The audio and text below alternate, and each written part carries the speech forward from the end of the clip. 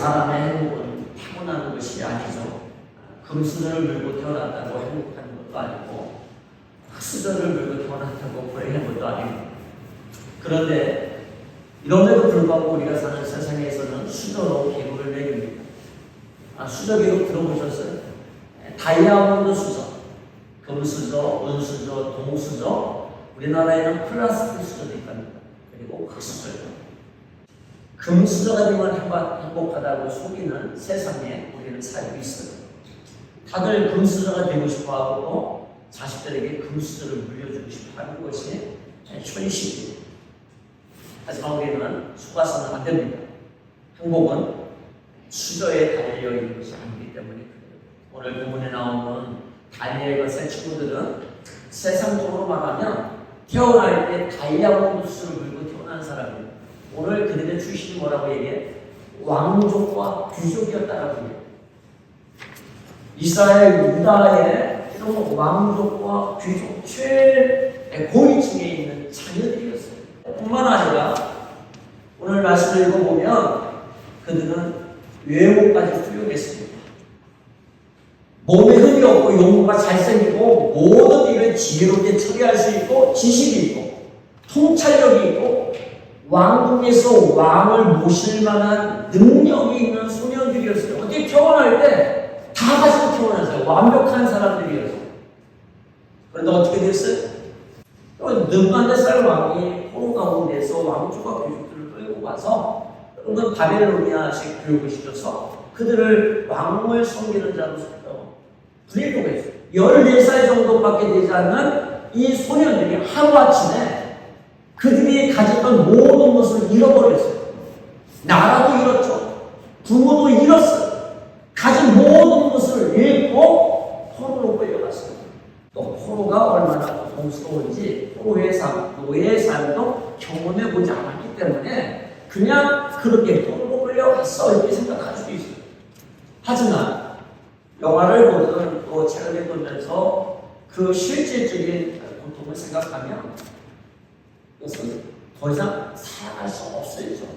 인생이 끝나거나 다른 거 없는 거예요. 그런데 오늘 다니엘서를 보면 또 다니엘서 전체를 보면 이런 다니엘과 세 친구들이 말로 다 할 수 없는 복을 누리고 청동한 삶을 살았다는 것을 이게 보여주고 있습니다. 21절 보면 다니엘은 고레스 왕 1년까지 왕궁에 머물러 있었다 이렇게 얘기합니다. 다니엘은 바벨론 제국에서 시작해서 메대와 바사제국, 페르시아 제국 고레스 시대까지 왕궁에서 최고위층 관리로 일어나요. 어떻게 보면 가장 성공한 사람, 그런 다니엘이 되었다는 사실을 우리는 성경을 통해서 알게 됩니다. 어떻게 이런 일이 벌어졌을까? 3절부터 한번 화면을 한번 볼까요? 여러분 이렇게 되어 있어요. 유다의 여호야김 왕 3년에 바벨로니아 왕 느부갓네살이 예루살렘을 쳐들어왔습니다. 그리고 가볍게 점령을 했어요. 성전과 왕궁 보물 창고에 있는 보물들을 다 가져갑니다.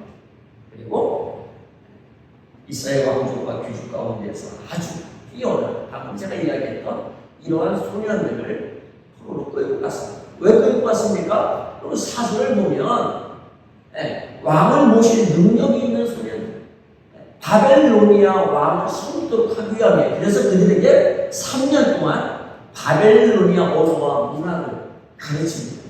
그리고 나름대로 최고급 대우를 해줘요. 왕궁에서 일정한 양을 정해서 음식과 포도주 최고 이 식사를 제공하는 거예요. 3년 동안 그렇게 먹이고 교육을 시킨 다음에 궁전에서 왕을 모시도록 하기 위함이었습니다. 이들은 그들 가운데에 다니엘과 하냐냐와 미사엘과 아사랴가 있었다. 6절은 그렇게 이야기를 해주고 있습니다. 그런데 이들에게 문제가 생깁니다. 불행 중 다행으로 바벨론 왕국에서 특별 대접을 받으면서 이 포로로 끌려갔지만 그들은 잘 살 수 있는 그런 길이 열렸어요.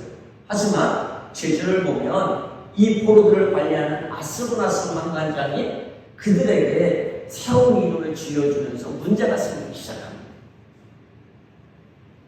황관장이 지어준 이름은 무엇입니까? 제주를 한번 볼까요? 황관장이 그들에게 이름을 새로 지어주었는데 다니엘은 벨드사살이라고 하고 하나냐는 사드락이라고 하고 미사엘은 메삭이라고 하고 아사랴는 아벤느고라고 하였다 이렇게 되어 있습니다.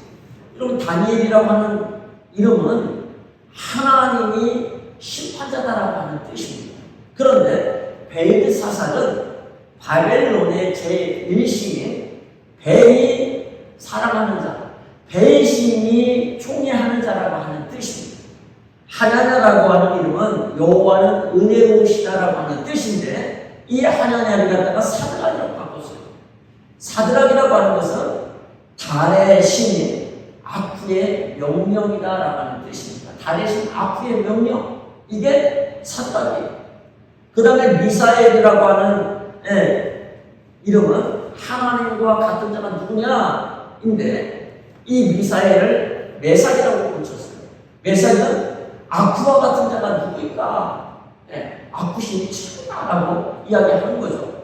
그 다음에 아사랴라고 하는 이름은 여호와께서 도우셨다라는 뜻인데 아벤으로 바꿔버려요. 바벨론의 제2신인 느고신의 신하다라고 하는 뜻입니다. 전부 다 바벨론 신들의 이름이 들어가 있어요. 다니엘 세 친구들의 다니엘과 이 세 친구들의 이름이 완전히 여러분 바뀌어버린 거예요. 이름은 그 사람이 누구인지를 드러냅니다. 바로 정체성을 밝히는 거예요. 그 이름이. 이름을 바꾸는 것은 그 사람의 정체성을 바꾸는 것이 사람을 바꾸는 거예요. 그래서 일본이 우리나라를 합병했을 때 한 것이 무엇입니까? 이름을 바꾸는 거예요. 성을 바꾸는 거예요. 성을 바꾸고 이름까지 다 바꿨어요. 그래서 이걸 창시 개명이라고 해요. 왜요? 한국 사람을 일본 사람으로 만들기 위해서 이런 짓을 합니다. 오늘 이 황관장은 이제 포로로 끌려온 너희들에게 소망은 바벨론밖에 없다. 그러니 이제 유다 사람으로 살지 말고 바벨론 사람으로 살아라.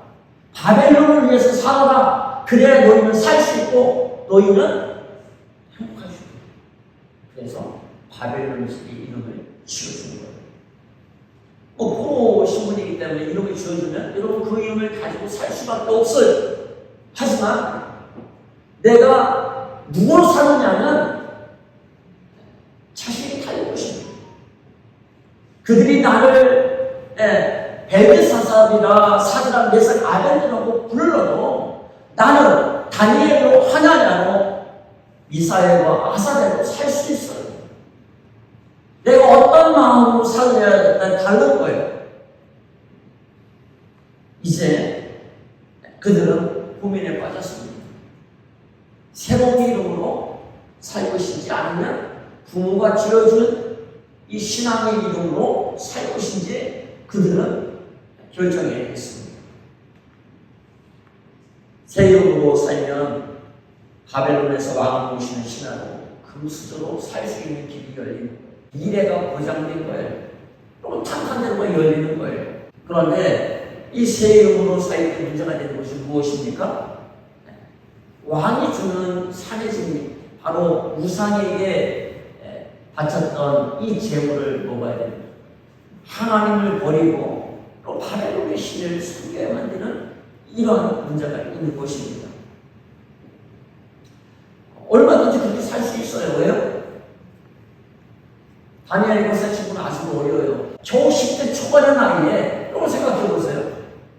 부유한 집에서 태어나서 조금도 부족할 것 없이 자랐던 이 친구들이 과연 그 어린 시절에 하나님을 만났을까요? 부모의 그늘 아래 사랑을 받으면서 그들은 부모가 가르치는 신앙을 받으면서 자랐을 거예요. 그런데 그들은 지금 바벨론에 끌려왔어요. 전쟁을 통해 부모가 죽었는지 살았는지도 몰라요. 가족이 다 빼앗겼어요. 하나님을 믿고 하나님 택한 백성으로 하나님의 어떻게 보면 이 놀라운 능력을 하나님께서 지켜주시고 열과 가운데 빛이 될 것이라고 이런 구들을 믿고 있었잖아요. 그런데 이렇게 하나님이 없는 것 같고 이렇게 하나님의 백성이 포로로 끌려오는데도 하나님은 힘을 쓰지 않고 계셨어요. 어떤 생각이 들까?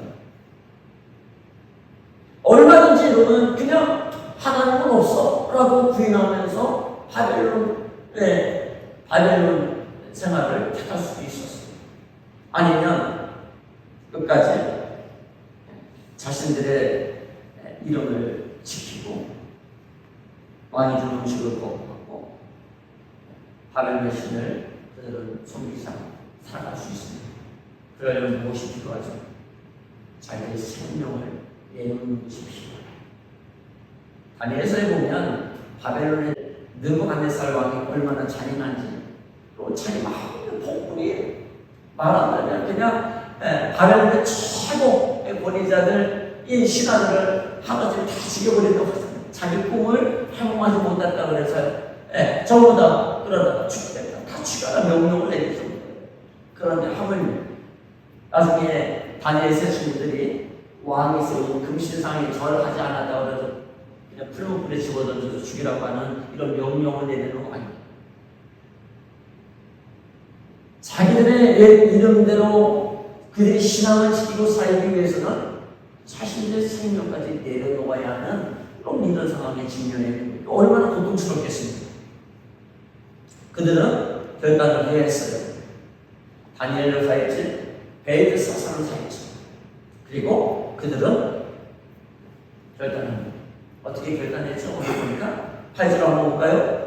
다니엘은 왕이 내린 음식과 포도주로 자기가 더럽히지 않겠다고 마음을 먹고 개역성경에서는 뜻을 정하여 이렇게 했어요. 뜻을 정했습니다. 마음을 먹고 환관자에게 자기가 더럽히지 않을 수 있도록 해달라고 감춰냈습니다.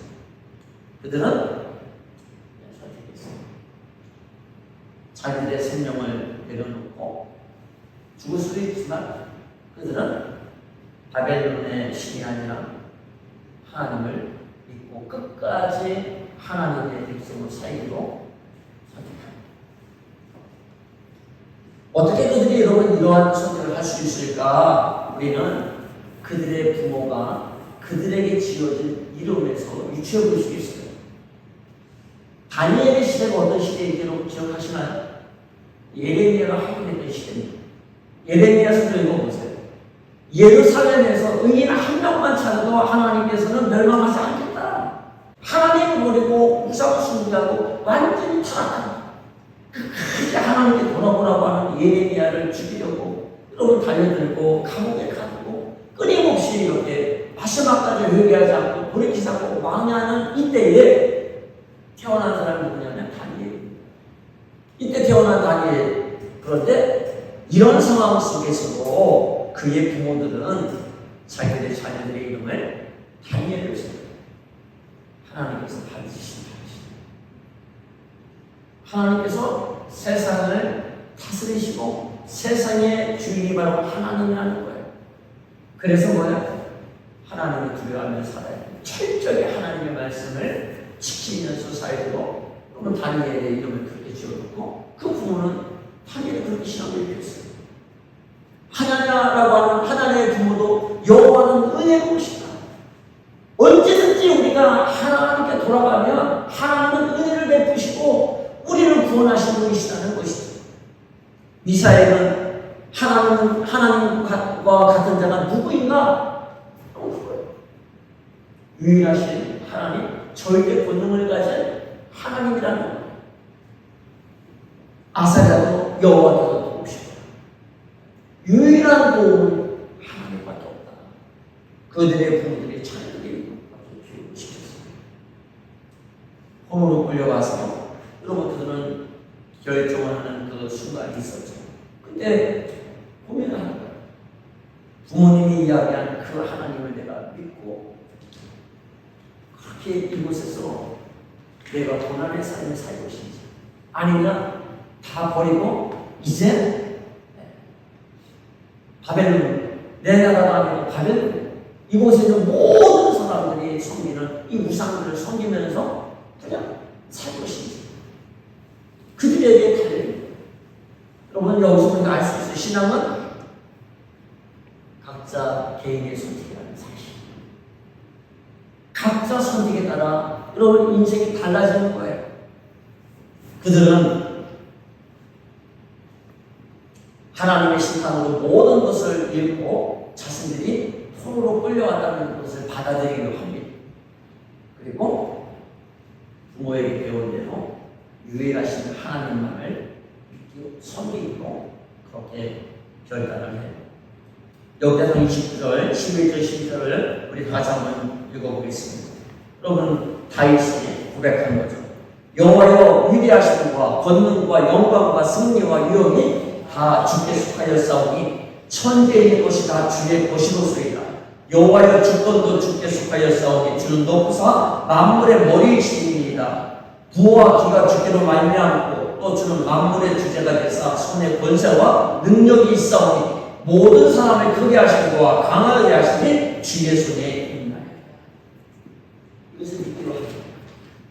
여러분 신앙은 내가 무엇을 믿을 것인지 내가 선택하는 거예요. 그리고 내가 믿는 대로 살아가는 것이 신앙이에요.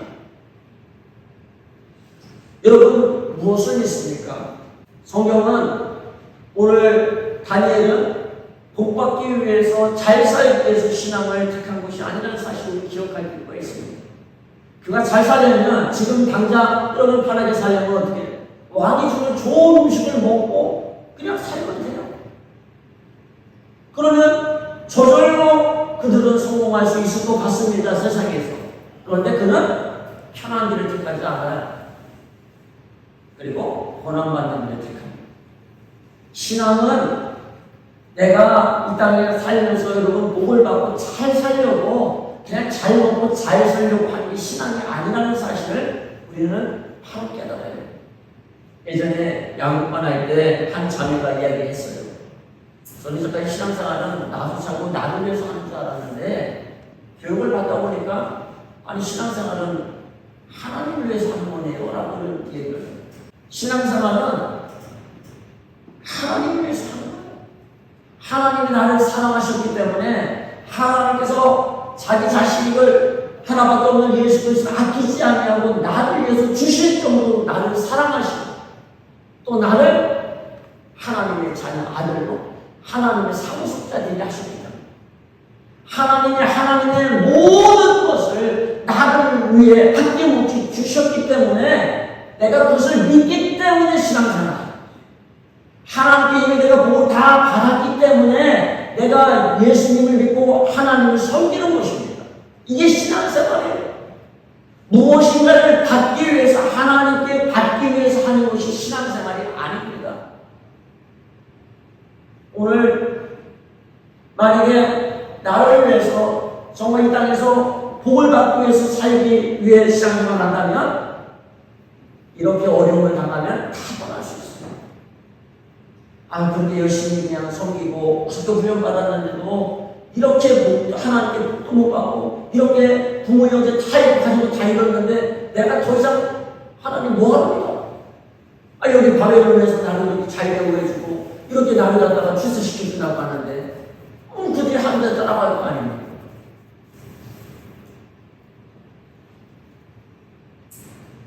우리는 기억을 해야 됩니다. 우리는 예수님을 통해서 하나님을 섬기는 우리는 다이아몬드 수준이라고 하는 사실을 우리는 생각합니다. 예수 그리스도를 믿는 순간, 받아들이는 순간 우리는 하나님의 자녀의 땅에 태어나는 거예요. 세상적으로 이야기하면, 세상적으로 아까 얘기했던 수적의 중에서 이야기한다면 다이아몬드를 물고, 다이아몬드 수를 물고 태어난 사람이에요. 왜요? 우리 아버지가 하나님이고 우리 집안이 하나님의 집안이기 때문에 그런 다 가지고 태어난 거예요. 그러나 이걸 모르면 불행한 거죠. 이것을 모르면 나는 무섭어요. 우리 집안은 내셀 것도 없고 가진 것도 아무것도 없고 힘도 없고 나는 숙소야. 나는 기껏해요. 쫑나 플라스틱이야. 여러분 이런 생각을 가지면 행복할 수가 없어요. 맨날 이런 수저 타령이나 하고 사는 거예요. 맨날 다른 사람들하고 비교하면서 사는 거예요. 그 인생이 달라질 수가 없어요. 행복은 들어올 틈이 없어요. 왜요? 내가 흑수저라고 생각하는데 흑수저까지도 뭐 있다는 건 무슨 가장 가난한 사람들의 일터니까 흑수저예요. 그보다 더 못한 사람이 여러분 무수저예요.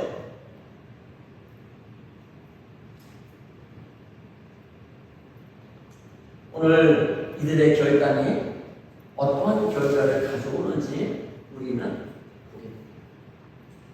여러분, 믿음은 하나님을 판단합니다. 믿음은 하나님의 말씀이 이루어집니다. 그들이 무엇을 믿었어요? 온 세상의 주인이신 하나님을 믿었어요. 사람을 살리기도 하고 죽이기도 하시고 높이기도 하고 낮추기도 하시고 부하기도 하고 가난하게 하시는 그 유일하신 하나님을 믿었어요. 아버지로 믿었어요. 그리고 그들은 믿음으로 여러분 나아갔어요. 하나님 왜 나에게 은혜를 안 줄까? 왜 하나님은 나를 안 만나주실까? 그런 생각을 하는 사람이 많죠. 왜 이런 생각을 하느냐? 하나님의 음성을 들은 적이 없으니까 여러분 이런 생각을 하게 되는 거예요. 그럼 하나님은 나도 만났으면 좋겠습니다. 어떻게 만날까요? 오늘 말씀을 보면 돼요. 다니엘과 세 친구들처럼 믿음으로 살겠다. 어떠한 상황과 환경 가운데서도 절망적인 상황 속에서도 나는 신앙을 위해서 기꺼이 내 목숨까지 주를 위해서 내 목숨까지 내려놓겠다. 나는 주님을 사랑합니다. 주님을 신뢰합니다. 이런 사람들에게 하나님은 하나님이 되십니다. 내가 너의 아버지다. 내가 하나님이다. 내가 너의 주인이다. 여러분 친히 나타나십니다. 그들이 만난 하나님 어떤 하나님이니까 여러분 첫 번째로 환관자에게 은혜와 긍휼을 받게 하시는 하나님이에요. 여러분 이거 기적입니다. 9절에 보면 하나님은 다니엘이 환관자에게 호의와 동정, 은혜와 긍휼을 받도록 해주셨다라고 이야기해요. 환관자에게 다니엘에게 말합니다. 너희가 먹고 마실 것을 정해주신 분은 나의 상전이신 임금님이시다. 임금님께서 너희 얼굴이 너희와 같은 나이의 젊은이들보다 더 상해인 것을 보시게 되니까 드렸다. 그렇게 되면 너희 때문에 내 목숨이 임금님 앞에서 위태롭게 될 것이다 라고 이야기합니다. 그럼 이 말의 뜻은 무엇입니까? 자기 생명이 그렇게 위태롭고 자기가 죽을 수 있음에도 불구하고 다니엘의 이 간청, 다니엘과 세 친구들의 그 요청을 들어줍니다. 환관장뿐만 아니라 그럼 감독까지 그들을 감독하고 있는 감독관까지 마찬가지입니다. 말할 수 없는, 말도 되지 않는 일이 이루어지게 하시는 분이 하나님이 무엇 때문에? 너무 그들이 믿음으로 하나님의 영화롭게 했기 때문에 그래요. 믿음으로 그들이 행했기 때문에 하나님께서 환관장과 감독관의 마음을 바꿔주신 거예요. 그들에게 은혜를 받게 하시는 거예요. 두 번째는 놀라운 표적이 그들에게 나타나는데 어떤 표적입니까? 11절부터 여러분 16절까지 나와요. 그들이 이야기하는 감독관이 열흘 동안 우리를 시험해 보십시오. 열흘 동안 물과 채소만 먹겠습니다. 그리고 완전 음식을 먹은 다른 젊은이들과 소년들과 우리를 비교해 보십시오. 그리고 나서 당신이 처리하는 걸 따르겠습니다. 여러분 이 감독관이 그들의 말을 듣고 열흘 동안 시험해 보죠. 그리고 14절부터 여러분 말씀이 화면에 열흘이 지났을 때 보니 그들의 얼굴빛이 왕이 되는 음식을 먹은 젊은이들의 얼굴빛보다 좋고 건강하여 보였다. 이것은 하나님이 하신 일이에요. 그러나 하나님은 얼마든지 이런 일을 하실 수 있어요. 세 번째는 하나님께서 10배의 기적을 주셨습니다. 17절에 보니까 하나님은 이 네 젊은이들이 지식을 얻게 하고 문학과 학문에 능통하게 하셨습니다. 특별히 다니엘에게는 환상과 꿈을 해석하는 능력까지 주었죠. 3년이 지난 후에 이제 이 왕이 교육받은 소년들을 전부 다 왕의 앞에 불러모아요. 그리고 왕이 그들과 말해보니 어떻게 되었습니까? 다니엘과 하나님과 미사엘과 아사랴가 가장 뛰어나서 왕을 모시겠다. 왕이 나라에서 이 지혜자들을 다 불러 모읍니다. 마술사나 주술가, 점성술사들 다 모아서 지혜를 좀 물어봤어요. 그랬더니 어떻게 해요? 다니엘과 세 친구들이 그들보다 10배는 더 낫다는 것을 정말 믿음으로 살아갈 때 하나님께서는 그들에게 친히 나타나시고 그들을 만나주시고 내가 너희를 사랑하고 내가 너희와 함께한다는 것을 드러내주십니다. 믿음이 없이는 하나님을 영화롭게 할 수도 없고 믿음이 없이는 여러분 하나님의 상을 받을 수 없다는 사실을 우리는 성경을 통해서 기억해요. 오늘 말씀을 통해서도 기억해야 돼요. 세상이 계속해서 우리를 속입니다. 수많은 정보들 어디 가야 좋다, 어디 가야 잘 산다, 어디 가야 좋은 학교 갈 수 있다, 끊임없이 이야기를 합니다. 수많은 이야기들을 여러분 들어요. 정말 우리가 이렇게 휩쓸리고 따라가다 보면 믿음으로 살기보다는 오늘 바벨론에서 이 환관장이 이야기하는 그런 말을 따라 살 수밖에 없어요. 눈에 보일 때는 좀 괜찮은 것 같아도 오래가지 못한다는 사실을 우리 기억할 필요가 있습니다. 성경에서 끊임없이 이야기합니다. 여러분 믿는 자는 형통하다. 21절에 아까 얘기했는데 다니엘은 고레스만 1년까지 왕궁에 머물러 있었다. 이 말이 뭐예요? 그들이 형통한 삶을 살았다.